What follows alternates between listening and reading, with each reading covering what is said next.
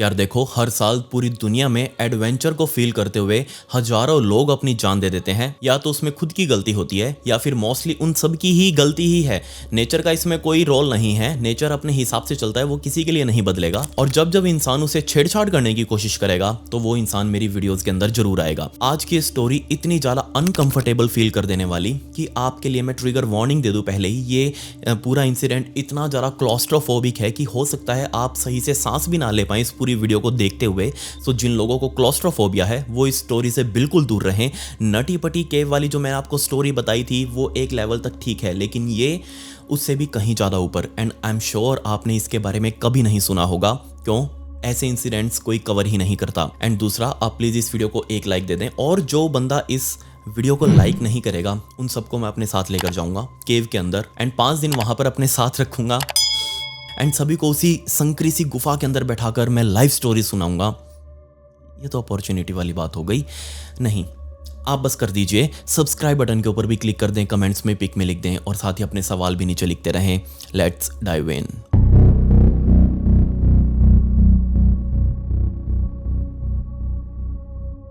इस इंसिडेंट को समझने के लिए हमें अमेरिका के यूटा में जाना पड़ेगा और इसी यूटा में प्रोवो माउंटेन्स की एक बहुत बड़ी रेंज है और इसी रेंज के अंदर बहुत सारी गुफाएं बनी हुई हैं, जिनमें से एक गुफा है द केव ऑफ गोलम, या फिर इस गुफा को हम द केव ऑफ डेथ के नाम से भी जानते हैं। एंड दिन था 17 अगस्त 2005 का, जब 6 दोस्त आपस में डिस्कस कर रहे थे कि उनको ट्रैकिंग के ऊपर जाना है। एंड उन्होंने इस गुफा के बारे में बहुत अच्छी खासी रिसर्च करी थी। एंड इनमें से 6 जो दोस्त थे, इनमें से एक पहले भी इस गुफा के अंदर जाकर आया था।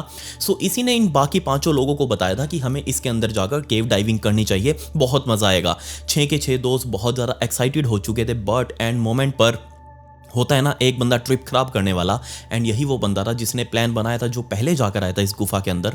उसने कहा कि नहीं यार, मैं नहीं जा पाऊंगा, तुम एक काम करो, 5 लोग गाड़ी में बैठकर जाकर आओ, केव डाइविंग करके आओ। तुमने भी पहले केव डाइविंग कर तो रखी ही है, तुम्हें आती है। सो अब की बार मैं तो नहीं जा पाऊंगा, इसके लिए मुझे माफ करो। 5 दोस्तों का ऑब्वियसली मूड तो खराब था कि उनका छठा दोस्त नहीं आ रहा, बट फिर भी कोई बात नहीं, बाकी 5 के बैग रेडी थे। ये सभी लोग अपनी गाड़ी में बैठे एंड सीधा प्रोवो माउंटेन्स की तरफ जाने लगे। रात के तकरीबन 1:30 बजे के आसपास ये प्रोवो माउंटेन्स की उस रेंज के ऊपर चढ़ चुके थे। एंड फाइनली इनकी गाड़ी एक स्टॉप पर आकर रुकी। इन 5 दोस्तों में 3 लड़के 2 लड़कियां, स्कॉट, ब्लेक, जेनिफर, जोसेफ और एरियल, ये 5 लोग इस पहाड़ के ऊपर आकर अपनी गाड़ी से बाहर निकले, अपने बैग्स निकाले, थोड़ा बहुत खाना पीना करने लगे, क्योंकि अब इनको इस केव में जाना था, अंदर केव डाइविंग करने के लिए। असल में जिस इलाके के अंदर ये खड़े थे, यहाँ पर बहुत सारी जो गुफाएं बनी हुई हैं उनमें से ज्यादातर मैन मेड है, मतलब कि उनको इंसानों ने बनाया है। जबकि 19वीं शताब्दी के एंड से यहाँ पर बहुत बड़ी माइनिंग एक कम्युनिटी खुली थी इस प्रोवो माउंटेन्स के अंदर। बहुत सारी कंपनीज आई थी पूरी दुनिया भर से, जिन्होंने आकर यहाँ खुदाई करी, क्योंकि इन गुफाओं के अंदर उनको प्रेशियस मेटल्स जैसे कि गोल्ड, सिल्वर, कॉपर और साथ में निकल वगैरह इन गुफाओं से उन्होंने भर भर कर निकाले। एंड काफी दशकों तक ये सब कुछ चलता रहा। बट कहते हैं ना, हर एक चीज का एंड होता है। एंड इन गुफाओं के अंदर भी अब एंड आने वाला था उन प्रेशियस मेटल्स का, क्योंकि जब कंपनीज को लगा कि अब वो और ज्यादा पैसा इन गुफाओं से नहीं कमा पा रहे, या फिर अब अंदर काम करना बहुत ज्यादा मुश्किल हो चुका है, तब धीरे धीरे कंपनीज यहां से निकलने लगी। एंड जब जब वो निकलते गए, जो भी कंपनी जिस गुफा के अंदर काम कर रही थी, या तो उन्होंने उस गुफा को अबेंडन छोड़ दिया, या फिर बाहर जो मलबा पड़ा हुआ था उस मलबे को गुफा के अंदर भरकर वापस उसे बंद कर दिया। बट फिर भी बहुत सारी गुफाएं थी जो खुली रह गई। एंड उन्हीं में से एक थी ये द गोलम केव, मतलब कि इस केव को प्रकृति ने नहीं बनाया बल्कि इंसानों द्वारा बनाया गया था। जिसके बाद धीरे धीरे टाइम बीतता रहा एंड पूरी दुनिया भर से केव डाइवर्स एक्सप्लोर करने के लिए नई नई जगह ढूंढ रहे थे। एंड फाइनली उनको द गोलम केव के बारे में पता चला। जब उन्होंने इसके अंदर डाइविंग करनी शुरू करी तो बहुत सारे एक्सीडेंट्स भी हुए। एंड फाइनली इस केव को द केव ऑफ डेथ का नाम दिया गया। एंड क्यों दिया गया, इसका रीजन आपको इस स्टोरी में समझ आएगा। बट उससे पहले आपको इस केव का थोड़ा सा नक्शा समझना जरूरी है। असल में जो केव है द गोलम केव, इसके एंट्रेंस से ही भसड़ शुरू हो जाती है, क्योंकि एंट्रेंस ये मैन मेड है एंड बहुत लंबे टाइम से ऐसे ही अबेंडन पड़ा था, इसलिए बीच में यहाँ बहुत बड़ा गड्ढा बन चुका था एंड उसके अंदर बारिश का पानी इकट्ठा हो चुका था। एंड इसके बारे में इन 5 लोगों को पता था कि उनको गीला होना पड़ सकता है, सो इसलिए ये अपने साथ वेट सूट्स वगैरह लेकर आए थे। पांचों ने अपने वेट सूट्स पहने एंड फाइनली ये गोलम केव के एंट्रेंस के ऊपर खड़े थे एंड पांचों के पांचों लोग इसके एंट्रेंस के आगे जो गड्ढा बना हुआ था जिसके अंदर बहुत सारा पानी भरा था उस गड्ढे के अंदर उतरे एंड ये पानी इतना ज्यादा था कि उनकी छाती तक अंदर पानी में डूब चुकी थी, लेकिन फिर भी वो अपना सारा सामान हाथ में लेकर धीरे धीरे करके पांचों लोग आगे लाइन में चलते रहे। लेकिन जैसे उन्होंने गड्ढा पार किया इसके बाद असल सुरंग शुरू होनी थी एंड जहां से ये टनल शुरू होने वाली थी वहां से बहुत ज्यादा संकरी, इतनी ज्यादा संकरी, सिर्फ 2.5 से 3 फीट चौड़ी, उसमें से एक बंदा ही मुश्किल से खड़े रहकर या फिर रेंग कर आगे की तरफ निकल सकता था। सो ये पांचों लोग भी एक एक करके रेंग कर इस टनल से आगे होते हुए संकरे रास्ते को क्रॉस करते हुए जा रहे थे। लेकिन फाइनली ये संकरा रास्ता भी एक पॉइंट पर आकर खत्म हुआ। अब सामने इनके पास दो ऑप्शंस थे। आगे ये टनल दो हिस्सों में डिवाइड हो रही थी, राइट साइड जाना या फिर लेफ्ट साइड जाना। इनके पास दो ऑप्शन थे। इनको पता था अच्छे से कि अगर वो राइट साइड जाएंगे तो ये रास्ता बहुत छोटा सा है, बेशक इजी है, अंदर कोई भी पानी वगैरह नहीं है, लेकिन ये बहुत छोटा है, इनका ट्रिप बहुत जल्दी खत्म हो जाएगा।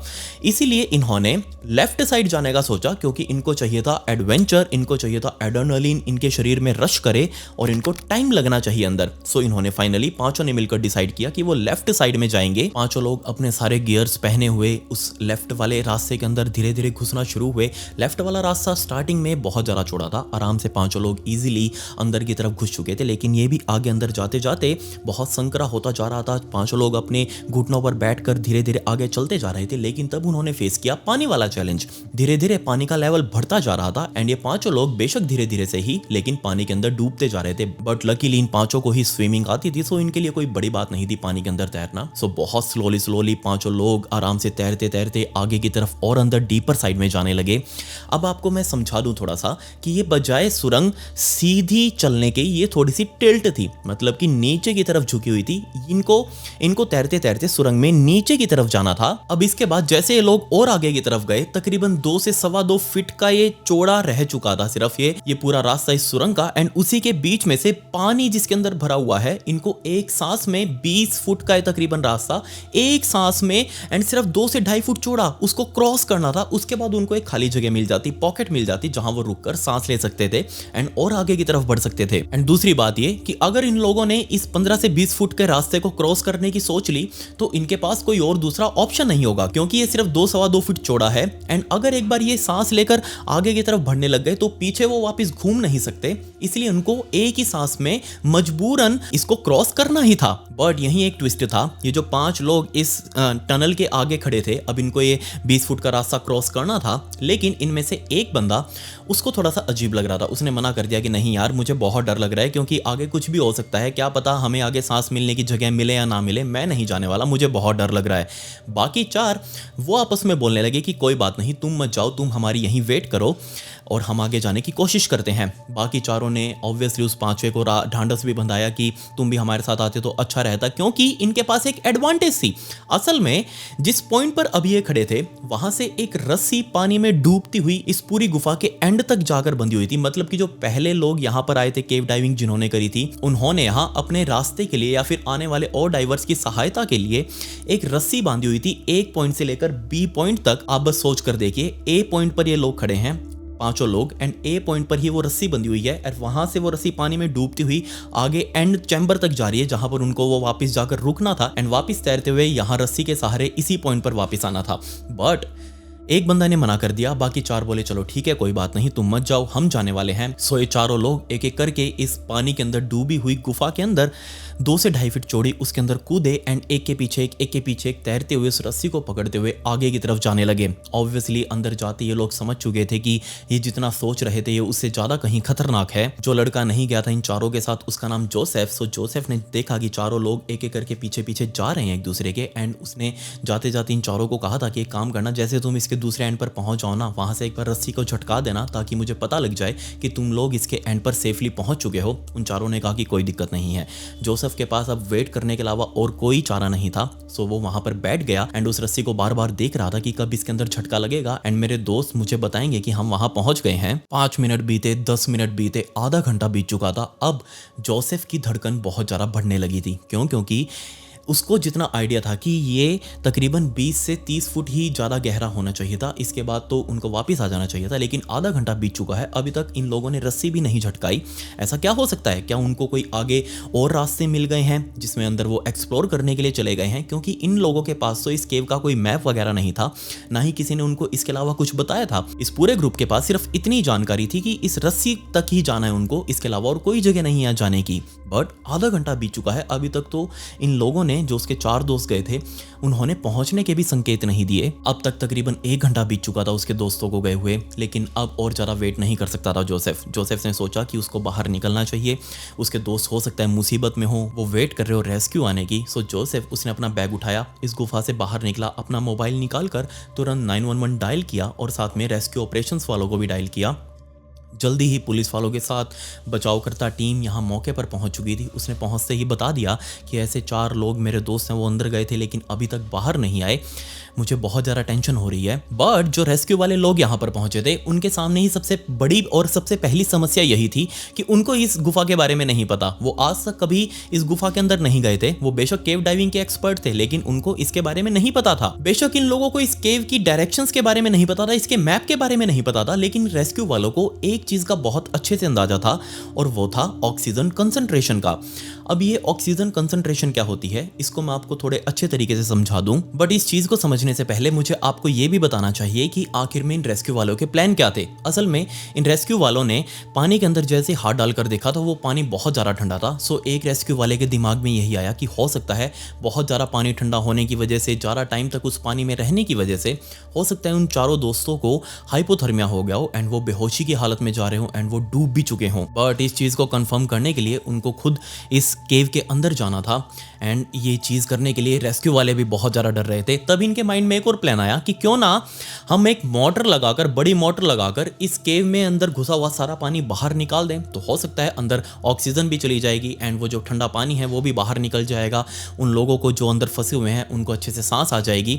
लेकिन ये केव कोई छोटी नहीं थी। जो बाहर खड़ा था जोसेफ, उसने बता दिया कि नहीं, पानी बहुत बहुत सारा है, इसको निकालने में लगभग पूरा दिन लग जाएगा एंड तब तक क्या पता उनके साथ कुछ अनहोनी हो जाए। सो आखिर इन लोगों के साथ क्या हुआ था जो लोग अंदर गए थे? स्कॉट, ब्लेक, एरियल और जेनिफर, ये चारों लोग एक ऐसे लूप होल में फंस चुके थे जिसके बारे में जब मैं आपको एक्सप्लेन करके अभी बताऊंगा तो आपका दम घुटने लगेगा, आप खुद अंदर से बहुत ज़्यादा पैनिक कर जाएंगे। बट उससे पहले ऑक्सीजन कंसंट्रेशन। हम सभी को पता है कि हमारे धरती का एटमॉस्फेयर, इसके अंदर बहुत सारी गैसेज मिली हुई हैं, जिसमें सबसे ज़्यादा तकरीबन 78% नाइट्रोजन गैस मौजूद है और दूसरी सबसे ज़्यादा अमाउंट में मिलने वाली गैस ऑक्सीजन जो कि 21% है। एंड बाकी जो बची हैं उसमें आर्गन भी आ जाती है, उसमें कार्बन डाइऑक्साइड भी आ जाती है, उसमें सारी गैसेज आ चुकी हैं। वो तकरीबन 1% के आसपास बनाती हैं। सो यही हवा है जिसको हम अपने शरीर के अंदर इनहेल करके सांस लेते हैं, और भगवान ने हमारी बॉडी को बिल्कुल इसी तरीके से डिज़ाइन किया है कि हम इसी एटमॉस्फेयर के अंदर सांस ले सकते हैं। अगर इनमें थोड़ा सा भी ऊपर नीचे हुआ, ऑक्सीजन ज़्यादा भी हो जाए तो भी दिक्कत है, ऑक्सीजन कम भी हो जाए तो भी दिक्कत है। गैसेज के इन पूरे मिक्सचर्स में थोड़ा सा भी ऊपर नीचे हो जाए तो दिक्कत वाली बात है। अगर यहाँ ऑक्सीजन कम हो जाए तो हमारा शरीर एक ऐसी स्टेट में चला जाता है जिसको हम हाइपोक्सिया के नाम से जानते हैं। एंड ये हाइपोक्सिया कितनी जल्दी हो सकता है, इसका अंदाजा आप यहीं से लगा लीजिए कि जो 21% ऑक्सीजन हमारे एटमॉस्फेयर में है, और अगर हम कुछ मिनटों के लिए 19.5% ऑक्सीजन वाले एटमॉस्फेयर में भी सांस ले लें तो हमारा शरीर खुद का कोऑर्डिनेशन खोने लगेगा। हमारे दिमाग के अंदर हेलुसिनेशंस होने लगेंगे। हमारा दिमाग बेशक सोच तो सब कुछ रहा होगा, हमको लग रहा होगा कि सब कुछ ठीक है, लेकिन नहीं, वो उस टाइम पर ठीक नहीं होता, वो हेलुसिनेट कर रहा होता है, वो अपनी सेंसेस में नहीं रहता। और अगर ऑक्सीजन थोड़ी और गिर जाए, 16% के आसपास आ जाए, तो हमारे सिर में बहुत तेज दर्द, डिजीनेस, चक्कर आना, बेहोशी की हालत में जाना, ऐसा सब कुछ फील करने लगेगा हमारा शरीर। और अगर ऑक्सीजन गिरते गिरते 10% के आसपास आ जाए तो उसमें कुछ ही सेकंड्स तक इंसान सांस ले पाएगा। उसके बाद वो एक ऐसी स्टेट में चला जाएगा जिसमें उसका दिमाग पूरा जोर लगा रहा होगा कि किसी तरीके से ऑक्सीजन मिले, लेकिन उसको ऑक्सीजन ना मिलने की वजह से कुछ ही टाइम बाद बेहोशी की हालत में रहते रहते ही इंसान दम तोड़ देता है। और ये बात इन रेस्क्यू करने वालों को बहुत अच्छे से पता थी कि अगर अंदर के माहौल में, क्योंकि अब पानी भरा हुआ था, इसमें इस पूरी गुफा में जगह जगह पर पानी भरा हुआ था। एक एंड पर मान लो यहाँ से पानी शुरू हो रहा है एंड यहाँ से तैरते तैरते वो लोग यहाँ आ रहे हैं एंड इस पॉकेट पर आकर उनको रुकना है, तो इस पॉकेट के अंदर जो हवा होगी वो हवा रिफ्रेश नहीं हो पाएगी। मतलब कि यहाँ पर तो पानी है, वो नई हवा को अंदर आने ही नहीं देगा। एटमॉस्फेयर अपने पूरी सैचुरेशन को मेंटेन करके रखता है, लेकिन यहाँ बीच में पानी है तो नई हवा तो अंदर आएगी ही नहीं। और जब ये लोग तैरते तैरते इस पोजीशन पर पहुंचे होंगे और यहाँ इस पॉकेट में रुककर उन्होंने सांस ली होगी, तो कार्बन डाइऑक्साइड की मात्रा उसमें बढ़ गई होगी, ऑक्सीजन की मात्रा उसमें घट गई होगी।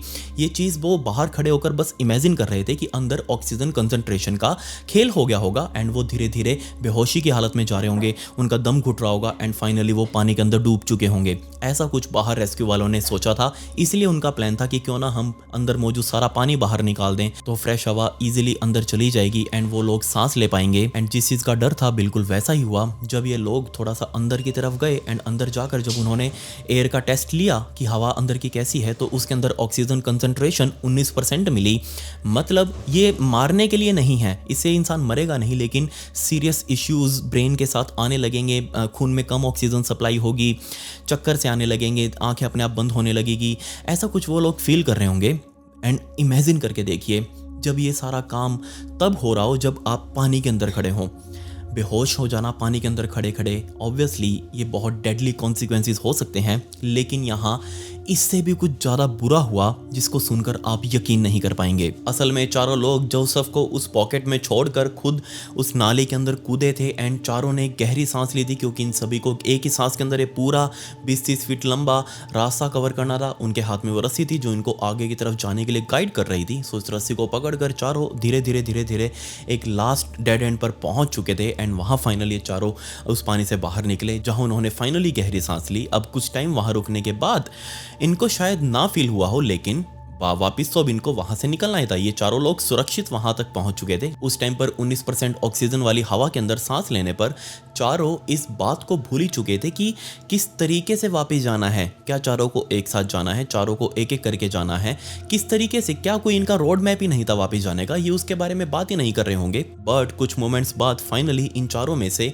एक महिला, 2 महिला और 2 लड़के थे ना अंदर जो गए थे, जोसेफ तो बाहर खड़ा था, उनमें से एक महिला उसने कहा कि चलो अब मैं वापस जाने के लिए आगे की तरफ चलती हूँ। सो फाइनली उसने एक बहुत गहरी सांस भरी, अपने बाकी सभी दोस्तों को देखा, क्योंकि जिस तरीके से वो यहाँ से आई थी वैसे उसको वापस जाना था। एक गहरी सांस लेकर उसको उस रस्सी के सहारे आगे तैरते तैरते रेंगते हुए इस पूरी टनल को, पानी से भरी टनल को क्रॉस करना था एंड वापस जोसेफ के पास जाना था। बट इस मोमेंट पर उस लड़की ने फील किया होगा कि पहले जहां जोसेफ के पास खड़े होकर उसने सांस ली थी उस टाइम पर उसकी सांस बिल्कुल सही थी, उसको कुछ भी घुटन सी महसूस नहीं हो रही थी। लेकिन अब जब उसने यहाँ वापस उन चारों के साथ मिलकर उस पानी में जाने से पहले सांस ली है, तब उसको बहुत अजीब सा फील हो रहा है, क्योंकि उसको 19% ऑक्सीजन के अंदर ही सांस लेनी पड़ रही है। उस टाइम पर उसको इतना तो फील नहीं हुआ होगा, लेकिन फिर भी उसकी आंखों के आगे अंधेरा सा आने लगा होगा, क्योंकि अब उसका मुंह बंद था एंड पानी के अंदर वो ऐसे संकरी सी जगह में तैरते हुए आगे की तरफ जा रही थी। एंड एक पॉइंट पर जाकर उसने ये भी महसूस किया होगा कि जिस रास्ते से वो आई थी वो रास्ता तो बहुत छोटा सा था, जबकि अब उसे काफी देर हो चुकी है इस पानी के अंदर तैरते तैरते। वो अभी तक बाहर क्यों नहीं निकली? इनफैक्ट वो तैरते तैरते एक ऐसे डेड एंड पर गई होगी जहां से बाहर निकलने का कोई भी जुगाड़ नहीं होगा। ना तो उस दूसरे डेड एंड के ऊपर कोई हवा थी, ना ही कोई रस्सी, ना ही कुछ और, बल्कि वो वहां पर पहली बार गई थी। एंड सबसे बुरी बात, वो वहां से घूम भी नहीं सकती, उसको उल्टे ही वापस तैरते हुए पीछे की तरफ आना था, क्योंकि वो गलत रास्ते में चली गई थी। जबकि पीछे खड़े हुए बाकी तीनों लोग वेट कर रहे थे उस रस्सी के झटकने का, क्योंकि उन्होंने उस लड़की को कहकर भेजा होगा कि जैसे तुम वापस जोसेफ के पास पहुंचो तो उस रस्सी को झटका देना, हम समझ जाएंगे कि तुम पहुंच चुकी हो एंड हम भी धीरे धीरे इस रस्सी को पकड़कर आ जाएंगे। बट एक्चुअल में यहाँ उस लड़की के साथ क्या हुआ था इसका अंदाजा आप यहां से लगाइए। मान लीजिए यहां पर जोसेफ खड़ा हुआ है एंड वो लोग यहां पर हैं, यानी कि ये लोग जोसेफ से तैरते तैरते एक सांस में इस पानी के अंदर तैरते हुए इस डेड एंड के ऊपर गए थे एंड वापस इनको इस यहीं से तैरते हुए ऊपर की तरफ इस पॉइंट पर आना था। लेकिन जैसे उस लड़की ने वहां से तैरना शुरू किया, रस्सी उसको वहां दिख नहीं रही थी, क्योंकि पानी बहुत गंदा हो चुका था। क्योंकि जिस रास्ते से ये चारों इस पानी के अंदर होते हुए इस डेड एंड के ऊपर आकर खड़े हुए थे इस पॉकेट पर, इस रस्सी के एंड पर, यानी कि बी पॉइंट पर, पीछे आते आते इन्होंने बहुत धूल उड़ाई थी। दीवारों के ऊपर लगी हुई चारों तरफ की मिट्टी पानी के अंदर घुलकर पानी को बहुत ज्यादा धुंधला कर चुकी थी। इनफैक्ट बड़ी सारी टॉर्च लाइट लगाने के बाद भी पानी में सामने नहीं दिख रहा था। पानी कितना गंदा था इसका अंदाजा यहीं से लगा लीजिए कि वो रस्सी जो 2.5-3 फीट के उसमें कहीं ना कहीं है, लेकिन इतना हाथ पैर मारने के बाद भी उनको वो रस्सी नहीं मिल रही होगी। और यहाँ भी एक्चुअल में बिल्कुल यही काम उस महिला के साथ भी हुआ। जैसे उसने यहाँ इस पॉइंट से आना शुरू किया, वो यहाँ से वापस आने के इस पॉइंट पर आने की बजाय यहाँ से घूमते हुए वापस नीचे दूसरे डेड एंड के ऊपर जाकर फंस गई। एंड ये डेड एंड भी इतना ही संकरा था कि वापस इसमें से घूम नहीं सकती, इसको पीछे तैरकर आना था। एंड जैसे उसने धीरे धीरे पीछे तैरकर आने की कोशिश करी, इस पॉइंट पर, इस जंक्शन पर आकर, जहां पर ये तीनों रास्ते आपस में मिलते थे, इस पॉइंट पर आकर उसके अंदर इतनी ज्यादा ऑक्सीजन की कमी हो गई होगी कि उसने पानी के अंदर ही सांस लेना शुरू कर दिया। एंड जैसे वो पानी उसके अंदर गया होगा, बेहोश तो वो पहले से ही होने वाली थी कम ऑक्सीजन के अंदर सांस लेने की वजह से। इस पॉइंट पर आकर तो वो बिल्कुल ही सांस अपना छोड़ चुकी होगी, पानी उसके फेफड़ों के अंदर जा चुका होगा एंड अब उसकी दम घुटने से मौत होने वाली थी। एंड सबसे बड़ी समस्या ही यही थी, वो लड़की वापस तैरते तैरते इस जंक्शन पर आकर रुकी। एंड ये जंक्शन इतना संकरा सा था कि एक इंसान ही यहाँ पर या तो चल सकता था या फिर रुक सकता था। अगर एक इंसान यहाँ पर बीच में अटका हुआ है तो दूसरे साइड से आने वाले लोग उसको हटाए बिना नहीं जा सकते। एंड यही चीज़ अब दूसरा लड़का वो फेस करने वाला था, क्योंकि जैसे ही वो दूसरा लड़का इस पॉइंट से चला, काफ़ी देर वेट करने के बाद कि इस लड़की ने तो इशारा किया नहीं बट हमें तो जाना है, फिर भी उस लड़के ने वही रस्सी पकड़ी। एंड रस्सी को पकड़ते पकड़ते थोड़ी दूर तक वो आया होगा एक सांस में, लेकिन अब पीछे हवा और भी कम हो चुकी थी। जिस मोमेंट पर वो लड़की उसको छोड़ कर आई थी उस टाइम पर 19% थी। काफ़ी देर बीतने के बाद उन्होंने सांस भी ली होगी पीछे खड़े तीनों व्यक्तियों ने, उस वजह से और भी ऑक्सीजन कम हो गई होगी। उस बची कुची ऑक्सीजन वाली हवा के अंदर उसने गहरी सांस ली होगी इस पानी में जाने से पहले, लेकिन धीरे धीरे धीरे आगे चलने के बाद फाइनली उसको अपने आगे का रास्ता कहीं ना कहीं से ब्लॉक दिख रहा था। वो लड़का जैसे ही अपनी दोस्त की बॉडी से टकराया होगा, उस टाइम पर वो ऑब्वियसली पैनिक कर रहा होगा बहुत ज़्यादा, क्योंकि उसको सांस लेनी है। गहरे पानी के अंदर वो सांस नहीं ले पा रहा, ऊपर से आगे नहीं जा पा रहा क्योंकि आगे उसकी फ्रेंड की बॉडी पड़ी हुई है, वो उस जगह को क्रॉस नहीं कर पा रहा। सांस लेने में उसको इतनी दिक्कत हो रही है, वापस पीछे मुड़ने की जगह नहीं है। यही प्रॉब्लम उस लड़के के साथ हुई। एंड इवेंचुअली उसने खुद को क्रॉस करते हुए उस लड़की को ऊपर से कहीं ना कहीं क्रॉस करने की कोशिश की होगी, लेकिन वो क्रॉस नहीं कर पाया। बीच में ये दोनों फंस चुके थे एंड फंसने के साथ इन दोनों की मौत भी हो गई। पीछे खड़े हुए दोनों व्यक्ति अभी भी वेट कर रहे थे कि कब वो लोग इस रस्सी को झटकाएंगे, लेकिन झटकाने का मौका ही नहीं मिला। वो लोग बस वेट ही करते रहे। एक के बाद एक ये दोनों लोग भी आए एक एक करके, लेकिन आगे अपने दो दोस्तों की डेड बॉडीज़ को देखकर, फंसा हुआ देखकर ये उसको क्रॉस ही नहीं कर पाए। इवेंचुअली उनके पास कोई और ऑप्शन नहीं था, वहीं पर उसी पानी के अंदर सांस लेने के अलावा उनके पास कोई और ऑप्शन नहीं था। ज़्यादा देर तक वो सांस रोक नहीं सकते। एक के बाद एक आकर ये चारों लोग एक ही स्पॉट के ऊपर फंस चुके थे, या हम कहें फंस कर मर चुके थे। इमेजिन करके देखिए इन चारों के ऊपर क्या बीता होगा। बस फील करिए आप, एक बिल्कुल छोटा सा पाइप, आप खुद को इसमें इमेजिन करने की कोशिश करिएगा। सिर्फ 1.5 से 2 फीट चौड़ा एक पाइप, एंड वो पाइप पूरा पानी से भरा हुआ हो, एंड आप बाहर से खुली हवा से सांस लेकर उस पाइप के अंदर घुसे हो, एंड आपको एक सांस में उस पानी से भरे हुए पाइप को क्रॉस करना हो, एंड सामने आपके कोई पत्थर आ जाए, आप उसके अंदर फंस जाए जाकर, आप क्रॉस नहीं कर पा रहे। कितनी पैनिक वाली सिचुएशन होगी, कितना ज़्यादा क्लॉस्ट्रोफोबिक होगा ये इंसिडेंट इन सब के लिए। बट इन चारों के पास कोई और ऑप्शन नहीं था। इनकी आवाज़ बाहर तक जा नहीं सकती थी क्योंकि बीच में पानी था। इन लोगों ने पहले से ही अगर रस्सी का ध्यान रखा होता, एंड सबसे पहले वो जो महिला गई थी उसने रस्सी का ध्यान रखा होता, तो कहीं ना कहीं शायद ये लोग सही इजीली बाहर तक निकल जाते जोसेफ के पास तक। बट इनक्रेडिबली जोसेफ इन सब में बहुत ज़्यादा लकी था कि वो नहीं गया। उसको पता नहीं पहले से ही कुछ इंट्यूशंस हो रही होंगी कि उसने अपने चारों दोस्तों को मना कर दिया, मैं बाहर ही खड़ा हूँ, तुम चारों जाकर देख कर आओ, मैं यहीं खड़ा हूँ, वेट कर रहा हूँ तुम्हारी। एट द एंड रेस्क्यू वालों ने बड़े बड़ी मोटर्स लगाकर इसका पानी ही निकालना जरूरी समझा, क्योंकि उनके पास भी कोई और चारा नहीं था। उनको इस केव के अंदर का मैप नहीं पता था कि कैसा होगा, इसलिए उन्होंने रिस्क नहीं लिया अंदर जाने का। बड़ी मोटर लगाकर पानी निकालना शुरू किया। एंड शाम होते होते 18 अगस्त की शाम होते होते सारा पानी निकल भी चुका था। लेकिन जैसे ही पानी निकलने के बाद ये सभी लोग रेस्क्यू वाले अंदर गए, अंदर उनको 2 डेड बॉडीज एक के ऊपर एक फंसी हुई एंड 2 बॉडीज उनके पीछे फंसी हुई दिखाई दी, जिसका मतलब साफ ये था कि आगे वाली पहले जाकर फंसी होगी एंड दूसरे वाले ने उसको ऊपर से क्रॉस करने की कोशिश की होगी, लेकिन वो भी वहीं पर फंसकर मर चुका था। इस इंसिडेंट के बाद पूरी इलाके में द गोलम केव इतनी ज़्यादा बदनाम हुई, क्योंकि जो लोग इस केव के अंदर जा चुके थे उनको पता था कि ये पैनिक कैसा होता है, ये क्लॉस्ट्रोफोबिया कैसा फील करते हैं। उनको बहुत अच्छे से अंदाज़ा था इसके खतरे का। एंड वो खतरा जब उन्होंने सच होता हुआ देखा, यहाँ 4 लोगों की जान एक साथ जा चुकी थी इस केव के अंदर जाने की वजह से, इसलिए लोकल प्रशासन ने इस केव के ऊपर आगे बड़े बड़े पत्थर और लगाकर, बड़े बड़े फट्टे लगाकर इस केव को हमेशा के लिए सील कर दिया। एंड बाहर इनकी याद में एक बड़ा सारा पत्थर लगाया गया जिसके ऊपर चारों का नाम लिखा था, जिनकी जान गई थी, इनकी स्टोरी लिखी हुई थी। एंड नीचे लिखा हुआ था द केव ऑफ डेथ। ये थी द गोलम्स केव की स्टोरी। आप मुझे बताइए कि आपने इसको सुनने के बाद इसको कैसा फील किया?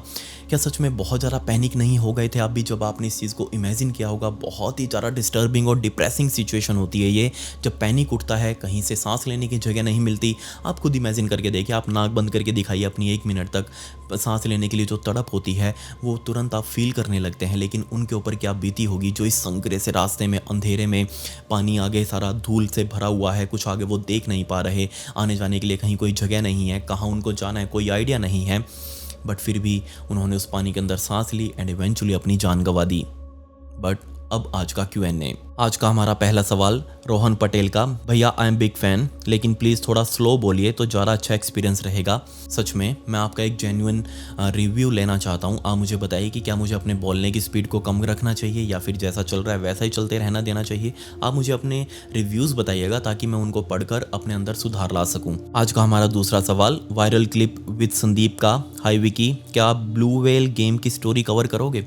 अरे तो वो स्टोरी थी ना जो 2020 से पहले, मेरे ख्याल से एक बहुत ही गंदी गेम थी द ब्लू व्हेल, एंड ये बहुत ज़्यादा वायरल थी उस टाइम पर। इसके अंदर कुछ टास्क दिए जाते थे, एंड वाला टास्क मौत होता था, एंड इसको फॉलो करते करते बहुत सारे लोगों ने अपनी जान गंवाई थी। तो आप मुझे बताइए कि क्या मुझे स्टोरी कवर करनी चाहिए, कोई इंसिडेंट इसके पकड़ कर लाने चाहिए आपके सामने रखने के लिए? आप कहेंगे तो मैं ज़रूर इसको कवर करूँगा। आज का हमारा तीसरा सवाल वाइट गर्ल वाइटी 2004 का, hello Vicky sir, I am from Nepal. मैं पूरे दिन आपकी वीडियो देखती रहती हूँ। मुझे ये वीडियो देखने से ज़्यादा सुनने में बहुत ही दिल को सुकून मिलता है, और मैं 4 मंथ की प्रेग्नेंट हूँ। तो क्या मुझे आपका वीडियोस देखना अच्छा है या नहीं? अगले वीडियो में मेरे क्वेश्चन का आंसर ज़रूर करना, मैं वेटिंग में रहूँगी। Please pick my comment.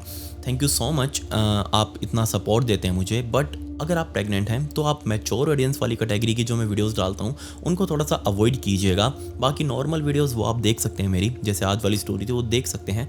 लेकिन जो मैच्योर ऑडियंस होती है, जो ज़्यादा डिस्टर्बेंस वाली स्टोरी होती है, वो थोड़ा सा आप अवॉइड करेंगे तो ज़्यादा अच्छा रहेगा अभी आपके लिए। बट हाँ, जब आपकी डिलीवरी हो जाएगी, भगवान करे आपको एक अच्छा स्वस्थ हष्ट पुष्ट बच्चा मिले, एंड जब आपकी डिलीवरी हो जाएगी तो उसके बाद आप कंटिन्यू कोई भी मेरी वीडियोस देख सकते हैं। बट अभी के लिए मैच्योर ऑडियंस कैटेगरी वाली वीडियोस को थोड़ा स्किप कर सकते हैं। आज का हमारा चौथा सवाल ओबैद किंग का, विकी भाई पहले तो आप कैसे हैं? मैं आपका वीडियो शुरू टाइम से देख रहा हूँ। मेरा ये सवाल है कि आप अरब कंट्री का स्टोरी डिस्कवर नहीं करते।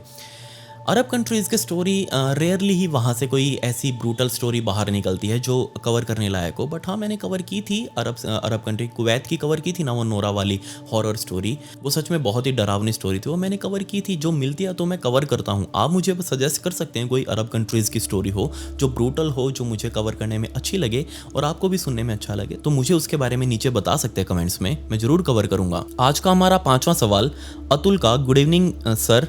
विकी सर, मैं अतुल शर्मा और आपसे जानना चाहता हूं कि आप कौन सा माइक्रोफोन इस्तेमाल करते हैं जिससे कि आपकी वॉइस इतनी क्लियरली, वैसे सर आपकी वॉइस बहुत अच्छी है, आपकी नेचुरल वॉइस भी बहुत अच्छी है, लेकिन आप बताइए कि आप कौन सा माइक्रोफोन इस्तेमाल करते हैं?